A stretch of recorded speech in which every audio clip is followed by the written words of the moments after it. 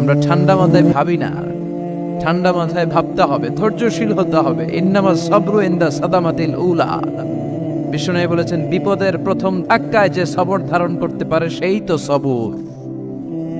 এজন্য বিষ্ণু দোয়া করতেন, আল্লাহুম্মা জাআলনি সাবুরা, আল্লাহ আপনি আমাকে ধৈর্যশীল বানান। ওয়াজআলনি শাকুরা, আপনি আমার শুকরগুজার বান্দা বানান। বিশ্বনবীর যে ধৈর্যশীল, বিশ্বনবীর যে শুকরগুজার পৃথিবীর কেউ আছে? কথা বলেন। এমন তাবৎ কোনো অত্যাচার নাই যে অত্যাচার বিশ্বনবীর উপর করা হয় নাই। বিশ্বনবী মক্কার জামিনে যখন দাওয়াত দিতে লাগলেন, ওনারে পাগল বলা হতো, বলা হতো তুমি পাগল, বলা হতো মুহাম্মদ একটা কবি, বলা হতো মুহাম্মদ হচ্ছে গণক। বিশ্বনবী যখন রুকু দিতেন, সিজদায় চলে যেতেন, উটের পচা নারী ভুরি এনে বিশ্বনবীর কাঁধে ফেলে রাখা হতো। বিশ্বনবীর গলার মধ্যে রশি ধরে টান দেয়া হতো। কয়েকবার বিশ্বনবীর এই ঘাড়ের এই চামড়া ছিঁড়ে গিয়েছে, একবার চাদর টান দেওয়ার কারণে, আরেকবার রশি টান দেওয়ার কারণে। বিশ্বনবী কিছুই বলেন নাই, ক্ষমা করে দিয়েছেন। যেই মক্কার শত্রুরা বিশ্বনবীকে মক্কা থেকে বিতাড়িত করেছেন, এবং যেই রাতে উনি হিজরত করলেন, মাইগ্রেট করলেন, উনি কেঁদে কেঁদে বারবার মক্কার দিকে ফিরে তাকায়, আবার যায়, আবার ফিরে তাকায়, মাতৃভূমির মায়া ছাড়তে পারছেন না। আর বলছিলেন, মক্কা তো আহাব্বুল বিলাদ ইলাইয়া, মক্কা আমার কাছে সবচেয়ে প্রিয় শহর। লাউলা উখরিজতু লামা খরাজতু মিনহা, আমার যদি বের করে না দেয়া হতো এই শহর থেকে, আমি কোনোদিন এই শহর থেকে বেরোতাম না। এত ভালোবাসতেন বিশ্বনবী মক্কাতুল মুকাররমাকে। ধৈর্যশীল ছিলেন। এত অত্যাচার অনাচারের পরে যখন মক্কা বিজয়ের ক্ষণ আসলো, এই মক্কাকে বিশ্বনবী করতলগত করে দিল কে? ফাতে মক্কা হলো। বিশ্বনবী চাইলে পিষে পিষে প্রতিটা কাফের মুশরিককে শেষ করে দিতে পারতেন, ঠিক কিনা? কিন্তু বিশ্বনবী বললেন, লা তাসরিবা আলাইকুমুল ইয়াউম ইযহাবু আনতুমুত তুলাকা, কোনো রিভেঞ্জ চলবে না, আজকে কোনো প্রতিশোধ নাই। একেবারে বড় যুদ্ধাপরাধী যারা, মারাত্মক যারা অফেন্স করেছে, তাদেরকে শাস্তির আওতায় আনা হবে, বাকি সবাইকে আমি ক্ষমা করে দিলাম। In the long history of the world, there is no instance of magnanimity and forgiveness which was showed by our beloved Prophet Muhammad when all of his enemies laid under his feet and he forgave them one and all. পৃথিবীর গোটা পৃথিবীর ইতিহাসে এরকম নজির কোথাও পাওয়া যায় না, যাকে এত অত্যাচার করে বিতাড়িত করা হয়েছে, নির্বাসন দেয়া হয়েছে, হিজরতে বাধ্য করা হয়েছে। তিনি যখন ওই শহরকে আবার বিজয় করলেন, কাউকে আঘাত করলেন না, আগুন জ্বালিয়ে শহরটাকে জ্বালিয়ে দিলেন না, ওদের বংশকে নির্বংশ করলেন না, বরং মুচকে হেসে উনি বললেন, যাও ক্ষমা করে দিলাম। কি ধৈর্যশীল ছিলেন। আবার দোয়াও করতেন, আল্লাহুম্মা জাআলনি সাবুরা, আল্লাহ আপনি আমার ধৈর্য বাড়ায় দেন। ওয়া জাআলনি শাকুরা, আপনি আমার শুকরগুজার বানান। ওয়া জাআলনি ফি আইনি সাগীরা, আল্লাহ আমার চোখে আপনি আমার ছোট বানান। ওয়া ফি আয়ুনিন নাসি কাবীরা, আল্লাহ মানুষের চোখে আপনি আমারে বড় বানান। কি মানুষ ছিল, নিজের চোখে নিজে ছোট থাকতে চাইতেন। আমরা নিজের চোখে নিজের বড় মনে করি, এরকম ডাকাইত আছে না নাই? নিজেরাই নিজে মনে করে কত বড় সাহেব, লাট সাহেব। মান তাওয়াদাআ তারাফা, এটা হচ্ছে সুন্নাতুল্লাহি ফিল আরদ। মান তাওয়াদাআ তারাফা, যে নিচে নেমে থাকতে চায় আল্লাহ ওরা টেনে উপরে উঠা, আর যে খালি উঠতে চায়, হিংসা করে অহংকার করে উপরে ঠেলতে চায়, ওরা নিচে নামায় দেয় কে? সাইয়েদনা আদমকে আল্লাহ বললেন, আদম সাল্লিম আলা উলাইকান নাফার লাম্মা খালাকাল্লাহু আদম ওয়া কানা তুলহু 60 যিরাআন। নিচে নেমে গেলে যে উপরে ওঠে, আর উপরে উঠতে চাইলে যে নিচে নামে। উদাহরণ দেখেন, আদম আলাইহিস সালামকে তৈরির পর আল্লাহ বললেন, আদম সাল্লিম আলা উলাইকান নাফার, এই ফেরেশতাদের সালাম দাও। কি দাও? দাও, সালাম দাও। কোনো প্রশ্ন নাই, আল্লাহ সালাম দিব কেন? ফেরেশতারা আমারে দিব না কেন? আমি আগে দিব কেন? কথা আছে কোনো? যেই সালাম দিলেন, সালাম দেওয়ার সাথে সাথে ওনার মর্যাদা বাড়িয়ে দিল কে? এত মর্যাদা বাড়ালেন যে নূরের ফেরেশতারা মাটির আদমকে সেজদা দিতে বাধ্য হয়েছে। চিৎকার করে বলেন ঠিক কিনা? তুমি মাটির আদমকে প্রথম সৃষ্টি করিয়া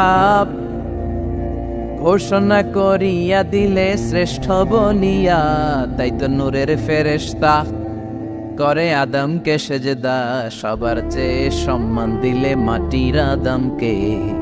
আল্লাহু আল্লাহু পড়েন, আল্লাহু আল্লাহু তুমি জাল্লে জালালুহু, শেষ করা তো যায় না গে তোমার গুণগান। আল্লাহু আল্লাহু সুবহানাল্লাহ পড়েন। কি সম্মান আল্লাহ বাড়ায় দিলেন। আল্লাহ বললেন, আদম আজকে থেকে তুমি আশরাফুল মাখলুকাত, তুমি খলিফাতুল্লাহ ফিল আরদ, তুমি পৃথিবীতে আমার খলিফা, ভাইস জেরেন্ট অফ আল্লাহ। আল্লাহর খলিফা, আল্লাহর আহকামগুলো পালনের জন্য ভাইস জেরেন্ট। চুরি করলে হাত কেটে দাও, কার আইন? এই কাজ আদম তুমি দুনিয়াতে যেয়ে করবা। জিনা করলে ডেথ পেনাল্টি, হেড অফ, শিরোচ্ছেদ করে দাও, কার আইন? খলিফা হিসেবে মানুষ এসে করবে। মানুষকে আল্লাহ আশরাফুল মাখলুকাত বানিয়ে দিলেন, নিচু হয়েছে বড় বানিয়ে দিলেন। আর শয়তানের অবস্থা কি? শয়তানকে আল্লাহ বললেন সেজদা দে আদমকে। শয়তান যুক্তি দাঁড় করিয়েছে, খালাকতাহু মিন তিন, খালাকতানি মিন নার ওয়া খালাকতাহু মিন তিন। আল্লাহ আপনি আমারে বানাইছেন আগুন দিয়া, কি দিয়া? আগুনের ধর্ম উপরের দিকে ওঠে আর মাটির ধর্ম সে নিচে পড়ে থাকে, আমি কেন সেজদা দেব? শয়তানকে চিরকালের জন্য ইবলিস মালউন, অভিশপ্ত আর জাহান্নামী হিসেবে ঘোষণা দিয়ে দিল কে? এজন্য আপনি ছোট থাকতে চাইবেন, আপনার বড় বানাবে কে? আর আপনি নিজে যদি বলেন আমি বড়, থাপ্পড় মেরে আপনার নিচে নামাই দিবে কে? এজন্য বিশ্বনবী দোয়ায় বলতেন, আল্লাহুম্মা জাআলনি সাবুরা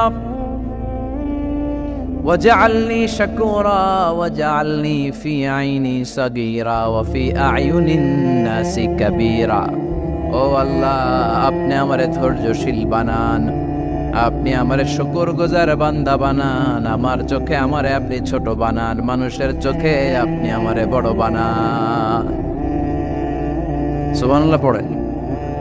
এজন্য সবসময় শুকরগুজার থাকার চেষ্টা করতে হবে। রাজি আছেন তো? যে কোনো মুহূর্তে, যে কোনো পরিস্থিতিতে আমরা শুকরিয়া করব কার? চিল্লায় বলেন কার? আমরা যেন বেশি বেশি আল্লাহ তাআলার শুকরিয়া আদায় করতে পারি। আল্লাহ তুমি তৌফিক দাও। সবাই পড়ি আমিন। উত্তর চান্দোলা হিলফুল ফুজুল ইসলামী সংগঠনের উদ্যোগে আজকের এই তাফসীরুল কোরআনের প্রোগ্রাম। হিলফুল ফুজুল নামটা আমার বড্ড প্রিয়।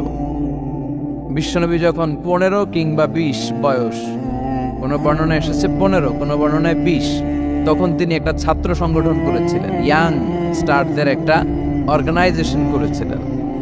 ওটার নাম তিনি দিয়েছিলেন হালাফুল ফুদুল। হালাফুল ফুদুল, ওইটারই আমরা বাংলায় কি বলি? হিলফুল ফুজুল। হালাফ মানে শপথ, oath, we take an oath in the name of Allah. আল্লাহর নামে শপথ নেয়ারে বলে হালাফ। আর ফাদিলা, ফাদলুন, এগুলোর প্লুরাল হচ্ছে ফুদুল। ফুদুল মানে ভালো কাজ। ভালো ভালো কাজের উপর বিশ্বনবী যুবকদেরকে একত্রিত করলেন যে মক্কা শহরে কোনো টেন্ডারবাজি চলবে না, কোনো চাঁদাবাজি চলবে না, দুর্বলের উপর সবলের অত্যাচার চলবে না, জালিমের জুলুম চলবে না, হত্যা চলবে না, ধর্ষণ চলবে না, রাহাজানি চলবে না। মক্কা শহরটারে শান্তির শহর বানাতে হবে। যুবকরা এই দায়িত্ব কাঁধে নিয়েছে। কারা? মুরব্বীরা না, যুবকরা। যুবকদের আছে প্রাণ ঢালা উচ্ছ্বাস, অনেক শক্তি। এজন্য যুবকদেরকে ভালো কাজে আসতে হবে। যুবকরা চাইলে এই দেশের চেহারা পাল্টে দিতে পারে। এদেশে যুবক ভোটার আছে কয়জন জানেন? নতুন করে যুবক ভোটার হয়েছে 2 কোটি। কয় কোটি? 2 কোটি না? Can you imagine that? কল্পনা করতে পারেন? They can change Bangladesh. They can change the face of Bangladesh. তারা 56,000 বর্গ মাইলের এই বাংলাদেশের চেহারা পাল্টে দিতে পারে। তাদের অনেক শক্তি। এই জন্য যুবকদের এই শক্তি কাজে লাগাতে হবে। ফেন্সিডিল, গাঁজা, ইয়াবা, হিন্দি সিনেমা, এগুলোর পিছনে দৌড়ানো যাবে, পর্নোগ্রাফির পিছনে ছোটা যাবে। যুবক বয়সে ভয় করতে হবে কারে? চিল্লায় বলেন কাকে? আল্লাহ আমার যুবক ভাইদেরকে তুমি তৌফিক দাও। বিশ্বনবী হালাফুল ফুদুল তিনি গঠন করলেন মক্কাতুল মুকাররমাতে। পুরো মক্কা শহরটা শান্তির শহর হয়ে গেল। সুবহানাল্লাহ। আল্লাহ উত্তর চান্দোলা হিলফুল ফুজুল ইসলামী সংগঠনকে তুমি কবুল করো। আজকের প্রোগ্রামের সভাপতিত্ব করছেন আল্লামা অধ্যক্ষ গোলাম সরোয়ার সাইদি পীর সাহেব, আড়াইবাড়ি দরবার, আমার প্রিয় নানা ভাই। আলোচনা করেছেন, বয়ান করেছেন। আল্লাহ নানা ভাইকে কবুল করো। নানা ভাইটা একটু ইয়াং হয়ে গেছে না? হ্যাঁ, অনেক জায়গায় লোকজন খুব বিভ্রান্তিতে পড়ে যায়। ঘটনা কি? আপনি নানা নানা হইলেন কবে, নাতনি হইল কবে, আবার জামাই পেলেন কবে? তা আমারও বলা যে তুমি যে আমার নানা ভাই বানাইছো, আমি তো এর উত্তর দিতে দিতে কাম সারা। তো আল্লাহ আমার নানা ভাইকে তুমি কবুল করো। তিনি হকের কথা, কোরআনের কথা বলেন। পীর সাহেবদের মুখে এরকম হুঙ্কার দেখা যায় না। কথা কন, এরা থাকে খানকায়, এদের পেট থাকে বড়। সবার কথা বলছি না, বেশিরভাগ কথা বলেন। এই ভণ্ডামি এই দেশে আছে না নাই? দো দেল বান্দা কালমা চোরে, না পায় শ্মশান না পায় গোরে, দিন থাকিতে আয়রে পথে ছাইড়া দে ভণ্ডামি, ভণ্ডামি ভণ্ডামি ভণ্ডামি, ছাইড়া দে ভণ্ডামি। আছে না নাই? নামাজ কালাম পড়ে না, ইবলিশ শয়তানের নানা। আছে না? নামাজ নাই, রোজা নাই, নাচানাচি, নাচ গান, গোসল করে না, সারা বছরে করে একবার, ওই গোসলের পানি মুরিদরা খেয়ে ফেলায়। আছে না নাই? নামাজ রোজা করে না, ইবলিশ শয়তানের নানা, ধর্মের একখান খুঁটি ধইরা কয়দিন করবা হয়রানি, ভণ্ডামি ভণ্ডামি ভণ্ডামি, ছাইড়া দে ভণ্ডামি। ঠিক কি না?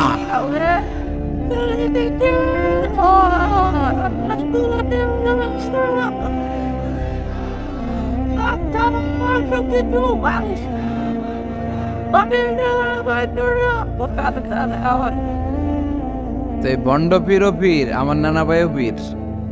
কথা কন, পীরে পীরে পার্থক্য আছে না নাই? পীরে পীরে পার্থক্য আছে, জন্য পীর চিন্তা হবে। এদেশে এই পাক ভারতে ইসলাম প্রচারে ওলিয়া উলিয়াদের, পীর মাশায়েখদের অবদানের কোনো শেষ নাই। কিন্তু চিন্তা হবে, কোষ্ঠী পাথর দিয়ে যাচাই করে নিতে হবে। কারণ এই পীরের আদলে অনেক ভণ্ড এই বাংলার জমিন আছে না নাই? এই ভণ্ডদের সাথে আমাদের কোনো সম্পর্ক নাই। ওনার দরবারে আলোচনা হয়, সাইয়্যিদ কামালউদ্দিন জাফরি সাহেব যায়, আমরা যাই, দেশ বরেণ্য ওলামায়ে কেরামরা যায়, যারা হকের কথা বলে, যারা কোরআন সুন্নাহর আলোকে বলে। কোনো ভণ্ডামি নাই। যাবেন, প্রতি বছর যাবেন। এরপর ওই যে কেরাত সম্মেলন হবে না এবার 17 ফেব্রুয়ারি, আমার প্রোগ্রাম যশোর। আমাকে অনেক বলেছিল থাকতে পারলে আমিও কোরআন নিয়ে কিছু কথা বলে আসতে পারতাম, শুনে আসতে পারতাম কারিদের তেলাওয়াত। যাবেন আপনারা, দাওয়াত করে দিলাম। আল্লাহ আজকে সভাপতিকে তুমি কবুল করো। তারপরে আজকে কথা বলেছে মাওলানা রফিকুল ইসলাম ভুইয়া সাহেব, আমাদের সভাপতি সিরাতুন নবী ফাউন্ডেশনের চান্দোলার। না, রফিক ভাইয়ের চেনে না এমন কেউ নাই, এজন্য আর কিছু বলতেছি না তার নামে। আল্লাহ রফিক ভাইয়ের তুমি কবুল করো। গোলাম কবির চৌধুরী আল আজহারি আসতে পারে নাই, আমার বন্ধু মানুষ, একসাথে পড়াশোনা করেছি। এরপর আমার এক মিতা মিজানুর রহমান আতিকি আমার আগে আলোচনা করেছে, আল্লাহ তাকেও তুমি কবুল করো। সালাত নিয়ে কথা বলতেছিলেন। সালাত আউয়ালু মা ইউহাসাবু বিহিল আবদু ইয়াউমাল কিয়ামাতি আস-সালাহ। কিয়ামতের দিন সর্বপ্রথম হিসেব নেওয়া হবে নামাজের, সালাতের। সালাত চিনেন তো? কুরবানির গোশত খাওয়ার মাঝখানে যেটা খায় ওইটা, হ্যাঁ? এটারে বাংলায় আমরা নামাজ বলি। কি বলি? নামাজ।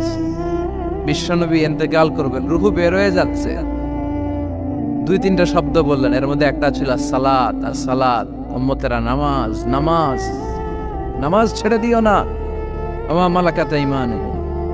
মানুষ ইন্তেকালের আগে শ্বাস বের হয়ে যাচ্ছে, রূহ চলে যাচ্ছে, ওই মুহূর্তে কি জরুরি কথা বলে নাকি ফালতু কথা বলে? সবচেয়ে জরুরি কথাটাই তখন সে বলে যায়, ঠিক কিনা? কথা বলেন। বিষ্ণু বলেছিলেন নামাজ। তাহলে এই সালাতের গুরুত্ব আছে না নাই?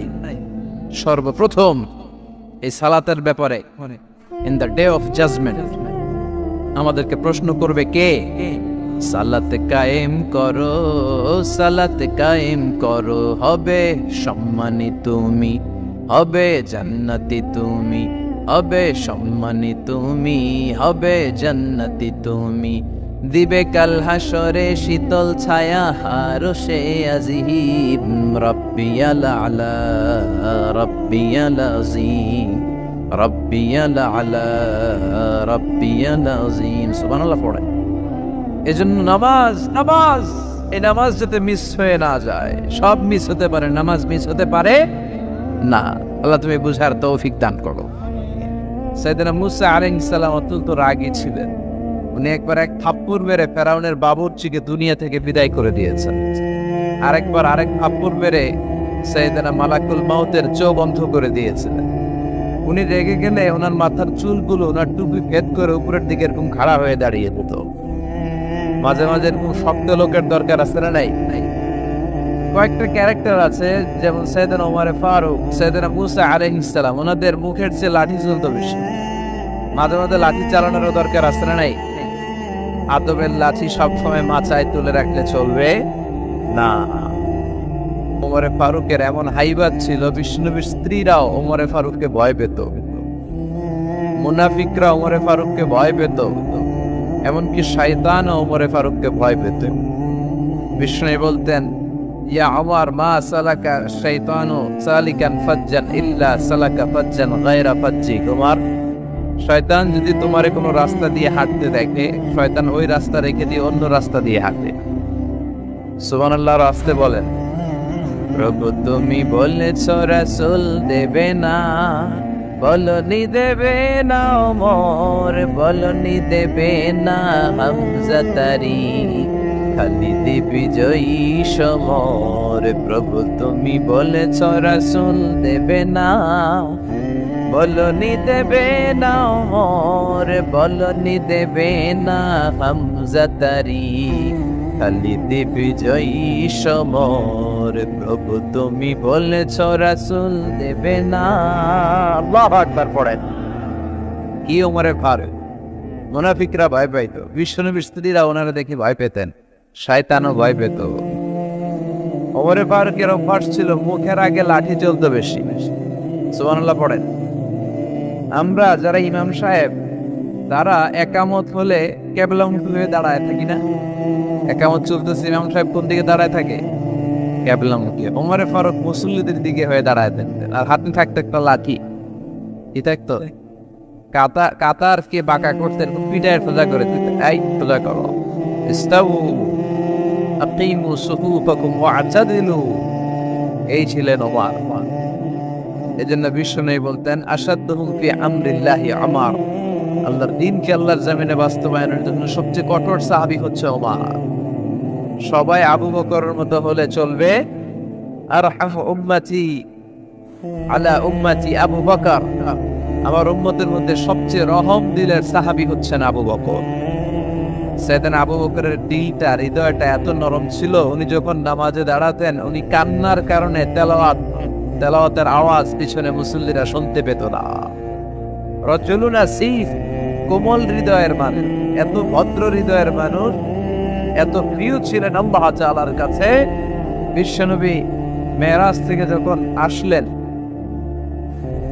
এসে ঘটনা বর্ণনা শুরু করলেন, আমি মক্কা থেকে ফিলিস্তিন গিয়েছি, ফিলিস্তিন থেকে দূর পাহাড়ে উঠেছি, সেখান থেকে 7 আকাশ পাড়ি দিয়ে আল্লাহর আরশে গিয়েছি, জান্নাত জাহান্নাম দেখেছি, আবার ফজরের আগে ফিরে এসেছি।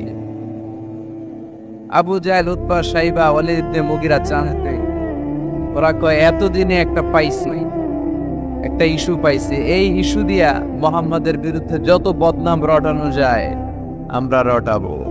সর্বপ্রথম যে ধরছে বিশ্বনবীর সাহাবী আবু বকরকে, যে বলে, আবু বকর দেখো, তোমার বন্ধু এতদিন যা বলতো মেনে নিতাম, আজকে সে কি বলে, সে তো পুরো পাগল হয়ে গিয়েছে। নাউজুবিল্লাহ পড়েন। যেখানে মক্কা থেকে ফিলিস্তিন যেতে লাগে 15 দিন, ফিরে আসতে লাগে 15 দিন, যেতে আর আসতে লাগে 1 মাস, সে নাকি মাঝরাতে উঠে বাইতুল মুকাদ্দাস গিয়েছে, নবীদের নিয়ে ইমামতি করেছে নামাজের, আরো সে গিয়েছে, জান্নাত জাহান্নাম দেখেছে, আবার নাকি ফজরের আগেই চলে এসেছে। তা কেমন পাগলামির কথা বলো তো? সাইয়েদনা আবু বকর বললেন, আমার রাসূল কি আসলেই এই কথা বলেছে? আবু জাহেল, উতবা, সাইবা বলে, হ্যাঁ, তোমার নবী, তোমার মুহাম্মদ এই কথাই বলেছে। সাইয়েদনা আবু বকর বলেন, বিশ্বনবী যদি এটা বলে থাকেন তাহলে বিশ্বনবী সত্য বলেছে। আমার নবী বলে থাকলে সত্য বলেছে, তিনি মিথ্যা বলতে পারে? আস-সাদিক আল-আমিন, সত্যবাদী, the trust over the personality, সবচেয়ে বিশ্বাসী মানুষ, তিনি কখনো মিথ্যা বলতে পারে? বিশ্বনবী বললেন, আবু বকর আনতা লাস্তা আবু বকর ফাকাত, তুমি আজকে থেকে শুধু আবু বকর নও, আজকে থেকে মিনাল ইয়াউম আনতা আবু বকর as-সিদ্দিক, তুমি আজকে থেকে সত্যবাদী আবু বকর। সেদিন থেকে তিনি সিদ্দিক উপাধি পেয়েছেন। সিদ্দিক মানে যিনি সত্য গ্রহণে, সত্য প্রকাশে, সত্যের ব্যাপারে আপসহীন। সুবহানাল্লাহ পড়েন। কিন্তু সাইয়েদনা আবু বকর ছিলেন তুমুল হৃদয়ের অধিকারী, তার বিপরীতে সাইয়েদনা ওমর ফারুক ছিলেন শক্ত হৃদয়ের অধিকারী। এজন্য দুইটারই দরকার আছে, তাইলেই ব্যালেন্স হয়। সবাই নরম হইলেও চলবে না, আবার সবাই গরম হইলেও চলবে না, ঠিক কি না? দুইটার মাঝামাঝি থাকার দরকার আছে না নাই? এজন্য মারামারি করতে পারবেন, কিন্তু এটা করতে হবে ইসলামের পক্ষে। কথা বলেন। আল্লাহ বলে ফাদরিবু ফাওকাল আনাক, গারের উপরে মারো, ফাদরিবু মিনহুম কুল্লা বানান, আর গিরায় গিরায় মারো। কোথায় মারতে হবে? গারের উপরে আর গিরায় গিরায়। তবে এটা নিজেদের মধ্যে এই মারামারি করলে চলবে না। ইসলামকে প্রতিষ্ঠা করার জন্য, কালেমার বাণীকে সুউচ্চ করার জন্য যদি মারামারিরও প্রয়োজন হয়, আমরা মারামারি করতে রাজি আছি না? কোন একদিন এদেশের আকাশে কালিমার পতাকা উড়বে, সেদিন সবাই খোদাই বিধান পে দুঃখ বেদনা ভুলবে। কোন একদিন এদেশের আকাশে কালিমার পতাকা উড়বে, সেদিন সবাই খোদাই বিধান পে দুঃখ বেদনা ভুলবে, ঠিক কিনা? এটা আমাদের স্বপ্ন। আমরা কালিমাকে বিজয়ের আসনে দেখতে চাই। আর মুমিনকে বিজয় দান করে কে? চিল্লায় বলেন কে? আল্লাহ বলেন, ওয়ালা তাহিনু ওয়ালা তাহজানু ওয়া আনতুমুল আ'লাউনা ইন কুনতুম মুমিনিন। চিন্তিত হয়ো না, দুশ্চিন্তা করো না, বিজয় তোমাদের হবেই যদি তোমরা মুমিন হও। তবে ঈমানটা হতে হবে পাক্কা ঈমান। কথা বলেন। এজন্য মারামারি করলেও এটা ইসলামের পক্ষে মারামারি করতে হবে, ইসলামের পক্ষে থাকলেই লাভ। কারণ ইসলামকে যে বিজয় দেয়া হবে এটার ঘোষণা দিয়েছে কে? ওরা চায় মুখের ফুৎকারে ইসলামের বাতিকে নিভিয়ে দিতে। আল্লাহ বলে, কিয়ামত পর্যন্ত আমি ইসলামের বাতিকে জ্বালিয়ে রাখবো। Up to the day of judgement ইসলামের আলো জ্বলতেই থাকবে, কেউ এটাকে থামাতে পারবে? দেখেন তিনি আজীবন ধরে ক্ষমতার চেয়ারে আসীন, তার ক্ষমতার চেয়ার কেউ কেড়ে নিতে পারবে না। কথা বলেন, কথা কয় না কে? বিএনপির ক্ষমতার চেয়ার কেড়ে নেয় আওয়ামী লীগ, আওয়ামী লীগের ক্ষমতার চেয়ার কেড়ে নেয় বিএনপি, এগুলো আমরা দেখছি না? এখন অবশ্য লম্বা সময় ধরে বাংলাদেশ আওয়ামী লীগ ক্ষমতার চেয়ারে আছে। হয়তো কোনো কারণে আওয়ামী লীগের পর আবার নতুন কোন দল ক্ষমতায় আসতে পারে কি পারে না। এভাবে পৃথিবীর রদবদল হয়। আজীবনের জন্য কেউ ক্ষমতার চেয়ারে বসে থাকতে পারে একজন ছাড়া। তিনি কে? আল্লাহ। সেই যে ক্ষমতার চেয়ারে বসছে, কেউ আল্লাহর ক্ষমতার চেয়ার কেড়ে নিতে পারবে? চিল্লায় বলেন, পারবে? এই পৃথিবীতে যারা ক্ষমতায় আসে তাদের কারো ক্ষমতার মেয়াদ 5 বছর। এই যে বাংলাদেশ আওয়ামী লীগ নতুন করে ক্ষমতায় এলো, মেয়াদ কয় বছর? কথা বলেন। 5 বছর। কোন দেশে 10 বছর। আল্লাহ যে ক্ষমতার চেয়ারে বসছে, আল্লাহর ক্ষমতার মেয়াদ কয় বছর? 20 বছর। কি কয়? 50, 100 বছর। কয় বছর? আজীবন মেয়াদ। সুবহানাল্লাহ কইবেন না? হুয়াল আউয়াল ওয়াল আখির ওয়াল যাহির ওয়াল বাতিন ওয়া হুয়া বিকুল্লি শাইইন আলীম। আল্লাহ বলে, আমি প্রথম, আমি শেষ, আমি গোপন, আমি প্রকাশ্য। আমি চিরকালের জন্য ক্ষমতার চেয়ারে বসেছি, কোনোদিন এই চেয়ার আমি ছাড়বো না। ঠিক কি না? উনি আজীবন ক্ষমতার মালিক, উনি শুরু থেকে আছেন, শেষ পর্যন্ত থাকবেন। সুবহানাল্লাহ পড়ে। আমার কথা কি বোঝা যাচ্ছে? বুঝতে পারতেছেন? পৃথিবীর অনেক দেশে আবার ডেমোক্রেটিক সিস্টেমে ভোটে জিতে ক্ষমতায় আসতে হয়। যেমন আমাদের দেশ ডেমোক্রেটিক কান্ট্রি, ভোট যার বেশি ক্ষমতা তার বেশি, ভোট পেয়ে ক্ষমতায় আসে। তো আল্লাহ তো ভোটে জিতে মনে হয় ক্ষমতায় আসছিল না, ভোট ছাড়া আসছে, কারচুপি করে আসছে আল্লাহ। হ্যাঁ, অনেক দেশে রাজতন্ত্র, মোনার্কি সিস্টেম, রাজার পোলা রাজা, আল্লাহর বাবা ছিল রাজা, এজন্য আল্লাহ রাজা। কথা বলেন। আল্লাহ বলেন ভোটে জিতে আমার ক্ষমতার চেয়ারে বসা লাগে নাই, আমার বাবা নাই, আমার ছেলে নাই, আমার কেউ নাই, আমি একাই সব ক্ষমতার মালিক, আমি চিরকালের জন্য এই ক্ষমতার চেয়ারে বসা। চিরকাল, আজীবন তিনি ক্ষমতার চেয়ারে থাকবেন। আবার অনেক সময় দেখা যায় ক্ষমতায় যেতে হলে অন্যান্য পার্টির সাথে কোয়ালিশনে যেতে হয়, শরিক বানাতে হয়। আল্লাহর ক্ষমতায় তো শরিক আছে না? আছে। আল্লাহ বলেন ওয়ালাম ইয়াকুন লাহু শারীকুন ফিল মুলক, আমার ক্ষমতায় কোনো পার্টনার নাই, কোনো শরিক নাই। তোদের মতো আমি কারোর সাথে জোট করি নাই, জোট ছাড়া, শরিক ছাড়া, কোয়ালিশন ছাড়া আমি ক্ষমতার চেয়ারে বসা। আজীবন আমার ক্ষমতার নেয়া, কেউ আমার ক্ষমতার চেয়ার থেকে নামাতে পারবে না। পৃথিবীর অনেক দেশের এরকম নমুনা আমরা জানি, আন্দোলন করে সরকারকে ক্ষমতার চেয়ার থেকে নামানো হয়, আছে না নাই? গণ অভ্যুত্থান করে চেয়ার উল্টে দেওয়া হয়, মিলিটারি কু হয়, ক্ষমতার চেয়ারে আর থাকা যায় না।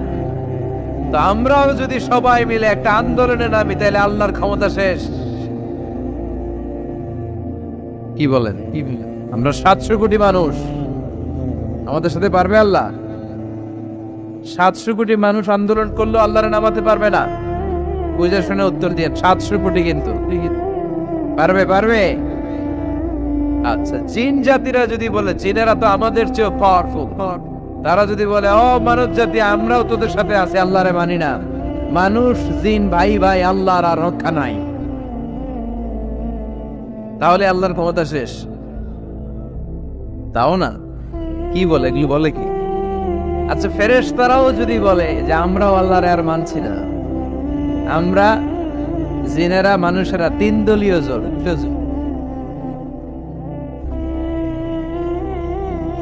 3 দলীয় জোট হলেও পারবে না। আল্লাহ বলে গোটা বিশ্বের সবাই মিলে যদি আমার বিরুদ্ধে আন্দোলনে লেগে যাস, আমার ক্ষমতার 1 ইঞ্চিও কমাতে পারবি না। এজন্য রব্বুল আলামিন বলেন তাবারাকাল্লাযী বিয়াদিহিল মুলকু ওয়া হুয়া আলা কুল্লি শাইইন কাদির। সুবহান সেই সত্তা যার হাতে ক্ষমতা, ক্ষমতা কার হাতে? ওয়া হুয়া আলা কুল্লি শাইইন কাদির, তিনি সব বিষয়ের উপর ক্ষমতাবান। তিনি কে? তিনি চাইলে পাহাড়কে দরিয়া করতে পারে, তিনি চাইলে দরিয়াকে পাহাড় করতে পারে, তিনি চাইলে ধনীকে গরিব করতে পারে, গরিবকে ধনী করতে পারে, তিনি চাইলে সম্মানিতরে অপমানিত করতে পারে, আবার চাইলে অপমানিতরে সম্মানিত করতে পারে। তিনি কে? ফাআলুন লিমা ইউরিদ, তিনি যা ইচ্ছা তাই করতে পারেন, তার কাছ থেকে জবাবদিহিতা করার কেউ নাই, তিনি সবার কাছে জবাবদিহি চায়। চিল্লায় কোন ঠিক কিনা? সে আল্লাহ বললেন সুবহান সত্তা যার হাতে ক্ষমতা, তিনি সব বিষয়ের উপর ক্ষমতাবান। এজন্য আমাদের মনে রাখতে হবে আমাদের কোনো ক্ষমতা নাই, ক্ষমতার মালিককে। আর কোনদিন বাগেরহাটের ভাইয়েরা জনগণ সকল ক্ষমতার উৎস, এই কথা বলবেন? মনে থাকবে? থাকবে। তাহলে আওয়াজ করে বলেন তো, সকল ক্ষমতার উৎস কে? সব কিছু করতে পারে কে? সব ক্ষমতার মালিক আল্লাহ।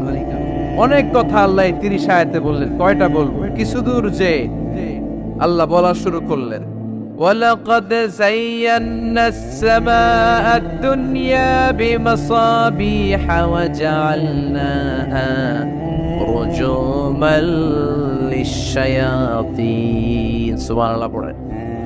আল্লাহ বললেন, নবী নিকটবর্তী আকাশটারে তারা দিয়ে, আলো দিয়ে, মোমবাতি দিয়ে আলোকিত করেছি। I have beautified the closer skies with light and candles.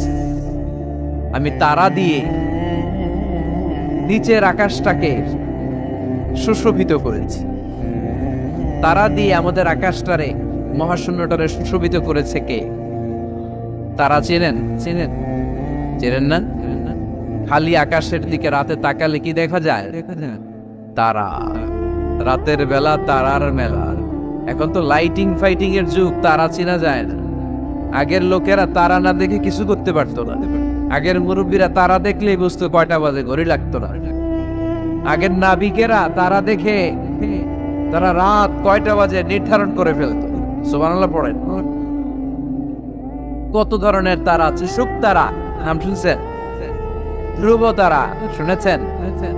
সপ্তর্ষি মণ্ডল একটা আছে, অনেকে তারা চিনে না। কোটি কোটি কোটি কোটি 7টা তারা একসাথে দেখবেন, এটার বলে সপ্তর্ষি মণ্ডল। আল্লাহ বলে এই তারা দিয়ে আমি আকাশটারে সুশোভিত করেছি। এই তারাগুলো কিন্তু প্রথম আকাশে না, এই তারাগুলো প্রথম আকাশের মহাশূন্যে অবস্থিত। আমরা খালি চোখে যা দেখি এটা আকাশ নয়, এটা মহাশূন্য। এটা কি? বাগেরহাটের ভাইরা উত্তর করেন, এটা কি? এই মহাশূন্যের অনেক অনেক অনেক অনেক অনেক উপরে আকাশ। ওই আকাশ যে কত উপরে এটা নাসার বিজ্ঞানীরাও জানে না। শুরুতে আমরা দেখতে পাই প্রথম আকাশের মহাশূন্য, এর অনেক উপরে প্রথম আকাশ। তারপরে শুরু হয় দ্বিতীয় আকাশের মহাশূন্য, তার অনেক উপরে দ্বিতীয় আকাশ। তারপরে তৃতীয় আকাশের মহাশূন্য, তারপরে তৃতীয় আকাশ। এভাবে একটার চেয়ে আরেকটা বড়, একটার চেয়ে আরেকটা বড়। দ্বিতীয় আকাশের তুলনায় প্রথম আকাশটা কত ছোট শুনতে চান? আপনার হাতের আংটিটা যদি আপনি সাহারা মরুভূমিতে ছুঁড়ে ফেলে দেন, পৃথিবীর সবচেয়ে বড় মরুভূমির নাম কি জানেন? সাহারা মরুভূমি।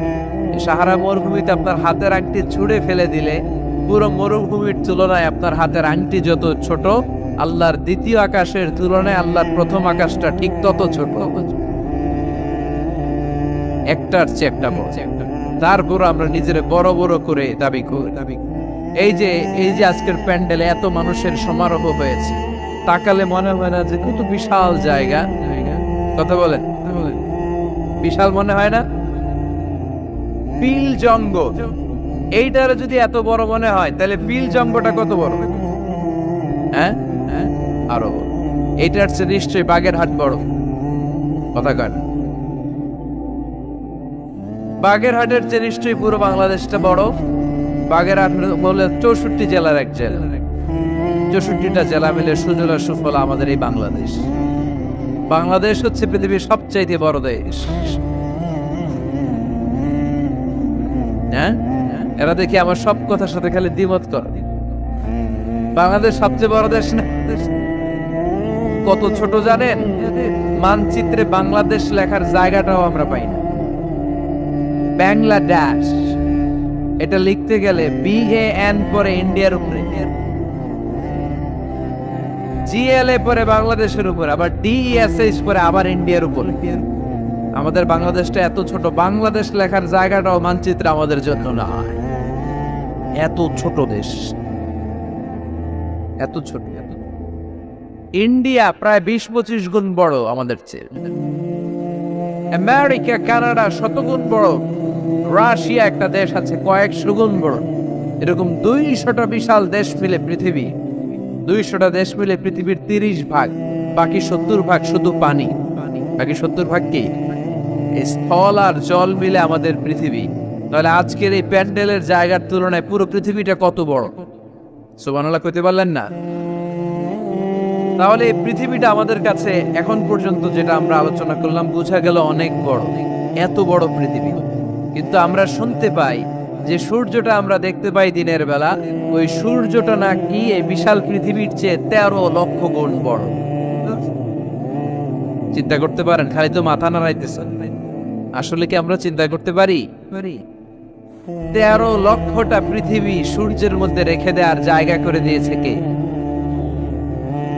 9,30,00,000 মাইল দূরে সূর্য 8 মিনিট 18 সেকেন্ড সময় নিয়ে নেয় আলো পৌঁছাতে। এত বিশাল সূর্য। তার মানে কি সূর্যটাই সবচেয়ে বড়? এর চেয়ে অনেক বড় বড় তারা আছে। সূর্যের পরে পৃথিবীর সবচেয়ে কাছের তারার নাম প্রক্সিমা সেন্ট্রাই। গুগল করলে দেখবে যে কত তারা। এরপরে আলফা সেন্ট্রাই এ, আলফা সেন্ট্রাই বি, এভাবে তারা শুরু। এটা ক্যারিনা, ব্যাটেলজিউস। যে সূর্য পৃথিবীর চেয়ে 13 লক্ষ গুণ বড়, ব্যাটেলজিউস নামে একটা তারা আছে। ওই তারা সূর্যের চেয়ে 33 কোটি গুণ বড়। তার মানে কি ব্যাটেলজিউসই সবচেয়ে বড় তারা? এটা ছোট্ট সাইজের তারা। এইটার চেয়েও কত হাজার কোটি গুণ বড় তারা যে মহাশূন্যে আছে তার কোন ইয়ত্তা আমাদের নাই। এরকম হাজার হাজার million trillion zillion billion octillion তারা মিলে আমাদের এই গ্যালাক্সিটা গঠিত। আমাদের গ্যালাক্সির নাম মিল্কি ওয়ে। আমাদের গ্যালাক্সির নাম শুনছেন না? বিজ্ঞানে আমরা পড়ছি না? আমাদের গ্যালাক্সির নাম মিল্কি ওয়ে। আমাদের গ্যালাক্সির পরে আমাদের সবচেয়ে কাছের গ্যালাক্সির নাম অ্যান্ড্রোমেডা। কি নাম?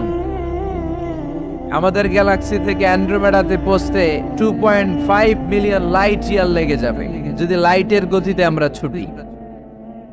2.5 মিলিয়ন লাইট ইয়ার। 1 মিলিয়নে 10 লাখ, 2.5 মিলিয়নে 25 লক্ষ লাইট ইয়ার। এই পৃথিবীতে সবচেয়ে দ্রুতগামী যে জিনিসটার আবিষ্কার হয়েছে সেটার নাম আলো। সেটার নাম সবাই বলেন। আলো সবচেয়ে দ্রুত ছোটে। কত দ্রুত জানেন? 1 সেকেন্ডে 1,86,000 মাইল বেগে ছোটে। 1 ঘন্টায় না, 1 মিনিটে না, 1 সেকেন্ডে ছোটে কদ্দূর? আরে 1 সেকেন্ড কইতে তো 2 সেকেন্ড লাগে। 1 সেকেন্ড এটা বলতে বলতে 2 সেকেন্ড লেগে যায়, কিন্তু 1 সেকেন্ডে নাকি সে 1,86,000 মাইল দূর চলে গেছে। এই আলোর গতি সম্পন্ন একটা রকেট যদি কেউ বানাতে পারে, যে রকেটটাও আলোর মতো সেকেন্ডে 1,86,000 মাইল বেগে ছুটবে, এরকম রকেট যদি বানানো যায়, তাহলে এই রকেট দিয়ে আমাদের গ্যালাক্সি থেকে আমাদের প্রতিবেশী গ্যালাক্সি অ্যান্ড্রোমেডাতে পৌঁছতে 25 লক্ষ বছর লেগে যাবে। সুবহানাল্লাহ। বাড়িতে যায় বলবেন সবাই, চিৎকার করে পড়েন আল্লাহু আকবার। সে আল্লাহ বললেন, ওয়ালাকাদ যায়্যানাস সামাআদ দুনিয়া বিমাসাবিহা ওয়া জাআলনাহা রুজুমান লিশ-শায়াতিন। আমি তোমাদের জন্য দুনিয়ার আকাশটারে সুন্দর সুন্দর তারা দিয়ে সুশোভিত করেছি। এরকম বিশাল বিশাল তারা, দেখতে তো মনে হয় ছোট্ট একটা ডটের মতো, না একটা ফোঁটার মতো মনে হয় না তারাগুলা? এত বিশাল বিশাল তারা মহাশূন্যে রেখেছে কে? চিল্লায় বলেন কে? এরপরে এই সূরার মাঝে মাঝে এসে আল্লাহ বললেন, হুয়াল্লাযী জাআলা লাকুমুল আরদা যালুলান ফামশু ফী মানাকিবিহা ওয়া কুলু মির রিজকিহি ওয়া ইলাইহিন নুশুর। আল্লাহ বলে, আমারে তোরা চিনিস না, চিনে নে।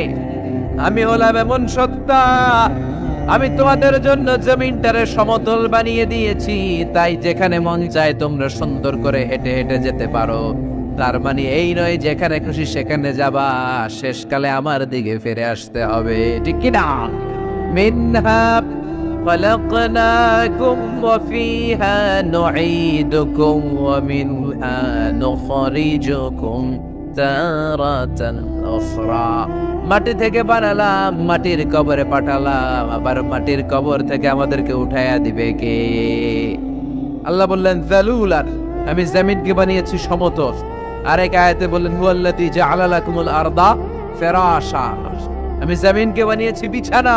সমান সমান না হলে আজকের প্যান্ডেলে এত সুন্দর করে আপনারা বসতে পারতেন? কথা বলেন না। প্যান্ডেলের এদিকে উঁচা, এদিকে নিচা, এদিকে খাড়া, এদিকে তেড়া, এদিকে গর্ত, এদিকে ভাঙ্গা। এরকম হইলে আজকে প্যান্ডেলটা সমান হইতো? এই সমান করে দিছে কে?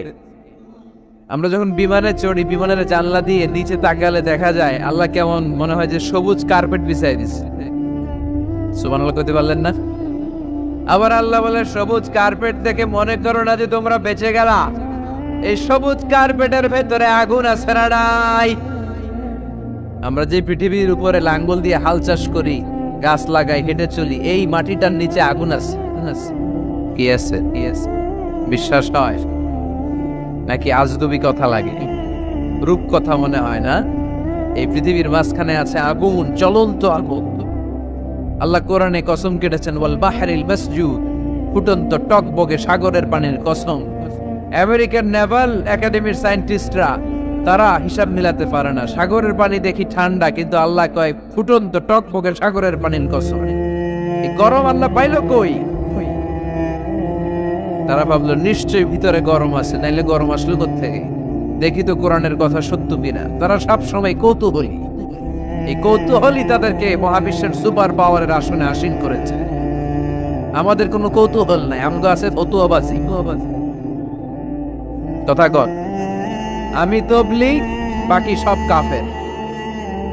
আমি জামাত ইসলাম, বাকি সব মুনাফিক। আমি আহলে হাদিস, বাকি সব ঈমান হারা। তথাগত এই গুতাগুতি আছে না নাই? ফতুয়াবাজি আছে না নাই? একজনের পিছনে আরেকজন আছে না নাই? কি কারণে যে ফতুয়াবাজি করে, গীবত করে লেগে থাকে আল্লাহই জানে। এরা কি বুঝে এগুলো করে আল্লাহই জানে। খালি ফতুয়াবাজি, খালি গীবত, কেউ কারো ভালোটা দেখতে পারে না। একজন দাওয়াতি কাজ করতেছে, হকের কথা বুঝাচ্ছে, হাজার হাজার মানুষ তার স্পষ্ট ভাষা আর সহজ সাবলীল ব্যাখ্যার কারণে ইসলামের সৌন্দর্য খুঁজে পেয়েছে, কিন্তু তারেও ঠ্যাং ধরে নিচে নামাতে চায়। এটা বাংলাদেশ, এমন দেশটি কোথাও খুঁজে পাবে না গো তুমি। আহা, খালি ফতুয়াবাজি।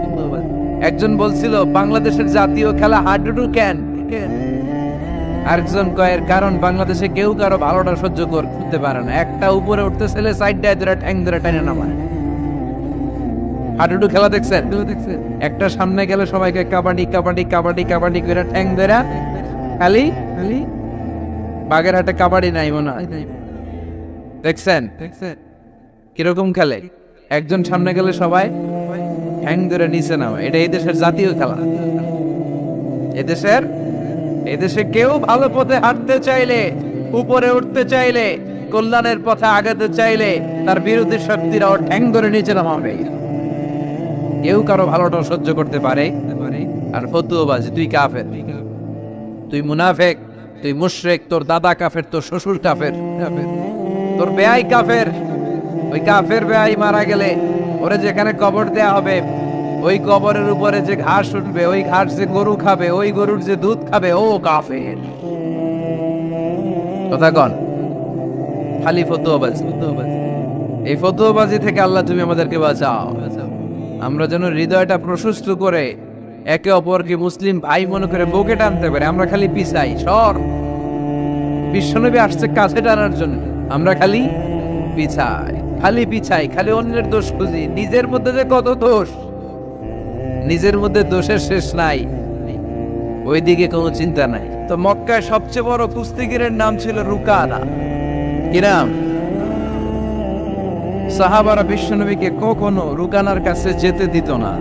সাহাবারা ভাবতো বিশ্বনবী যদি রুকানার দরবারে যায় আর রুকানা যদি বক্সিং মেরে বসে, তাহলে বিশ্বনবীর মানিজ্যত নিয়ে টানাটানি। কিন্তু বিশ্বনবী তো শুধু সিলেক্টেড কিছু পার্সোনালিটিদের জন্য নবী হয়ে আসেননি। ওমা আরসালনাকা ইল্লা রাহমাতাল লিল আলামিন। I have sent you as a mercy for the whole world, for the entire universe. ও নবী, আমি আপনাকে গোটা বিশ্বের জন্য রহমত আর বরকত করে পাঠিয়েছি। তো বিশ্বনবী একদিন ফজরের সালাত শেষে লুকিয়ে লুকিয়ে মক্কার সবচেয়ে বড় বক্সার ছিলেন তো বিশ্বনবী তো as a mercy for the entire universe, গোটা বিশ্বের জন্য রহমত। তিনি মক্কার সবচেয়ে বড় বক্সার রুকানার কাছে চলে গেল, যে বলল, রুকানা আসলিম তাসলাম, ইসলাম মানো শান্তিতে থাকবা, দুনিয়ায়ও থাকবা, আখিরাতেও থাকবা। সুবহানাল্লাহ পড়েন। রুকানা বলে, না আব্দুল্লাহর বেটা মোহাম্মদ, আমি তো কালিমা পড়বো না, যদি বক্সিং খেলে আমারে হারায় দিতে পারো তাইলে কালিমা পড়ো। বিশ্বনবী বললেন, আমি তো বক্সিং খেলি না রে বাপ। রুকানা বলল, তাহলে আমিও কালিমা পড়ি না। বিশ্বনবী রাজি হলেন অবশেষে। ভাবলেন, আমি বক্সিং খেললে একজন যদি জাহান্নাম থেকে জান্নাতি হয়, বক্সিং খেললে সমস্যা কই? কি রহমতের নবী, কি অ্যাটিটিউড, কি পজিটিভনেস, কি প্রোঅ্যাক্টিভনেস, অলওয়েজ প্রোঅ্যাক্টিভ। সব সময় ইতিবাচক চিন্তা করতে হবে। নেতিবাচক চিন্তা কারে বলে বিশ্বনবী জানতোই না। সুবহানাল্লাহ পড়েন। বিশ্বনবী রাজি হলেন। এবার বক্সিং খেলার পালা। রুকানা হাফ প্যান্ট পরে গায়ের মধ্যে জাইতুনের তেল মেখে এভাবে লাফাচ্ছে। আপনারা রেসলিং খেলা দেখছেন? তেল মেখে পজিশন নেয় মারার জন্য প্রতিপক্ষকে। তো বিশ্বনবী তার পজিশন নেয় না, বিশ্বনবী দাঁড়িয়ে আছেন। রুকানা বলল, মোহাম্মদ আমি লাফাচ্ছি, তুমি লাফাও না কেন? তুমিও লাফাও। বিশ্বনবী বললেন, না আমি লাফাই না, কারণ আমি সেলাইবিহীন লুঙ্গি পরি। সেলাই ছাড়া লুঙ্গি পরে যদি কেউ লাফায়, বাতাসে সতর খুলে যাওয়ার সম্ভাবনা আছে না নাই? কি লাজুক নবী ছিলেন, কেউ বিশ্বনবীর লজ্জাস্থান জীবনেও দেখে নাই। হালিমাতুস সাদিয়ার বাড়িতে যখন বিশ্বনবী থাকতেন, হালিমাতুস সাদিয়া 5 বছর এই কুরাইশি মোহাম্মদ ছেলেটাকে লালন পালন করেছে। হালিমাতুস সাদিয়া বললে, এই 5 বছরের ব্যবধানে কোনোদিন কুরাইশি মোহাম্মদরে কাঁদতে দেখি নাই। ক্ষুধা পেলেও ছেলেটা কাঁদতো না, ব্যথা পেলেও কাঁদতো না, শুধু লজ্জাস্থানের জায়গা থেকে কাপড়টা সরে গেলে শিশু মোহাম্মদ চিৎকার দিয়ে উঠত। এবার মারামারির পালা। রুকানা বলে, মোহাম্মদ তুমি মারো। বিশ্বনবী বললেন, তুই মার, কারণ আমি মারলে ওই মায়ের হজম করার ক্ষমতা তোর নাই। বিশ্বনবীর এক হাতে জান্নাতি 40 জনের শক্তি ঢুকায় দিছে কে? তো বিশ্বনবী মাইট দিলে এটাও হজম করতে পারবে? কথা কন, পারবে না। এখন রুকানাও মারে না, বিশ্বনবীও মারে না, খেলাও শুরু হয় না। বিশ্বনবীও মারে না, রুকানাও মারে না, খেলাও শুরু হয় না। এখন রুকানা বলে, মোহাম্মদ তুমি মারো।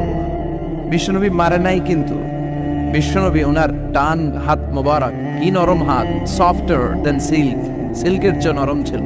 ওয়াকানা কাফুহু আবিয়াদু মিনাদ দিবাজ, সফটার দেন সিল্ক, রেশমের কাপড়ের চেয়েও বিশ্বনবীর হাতের তালু সফট ছিল।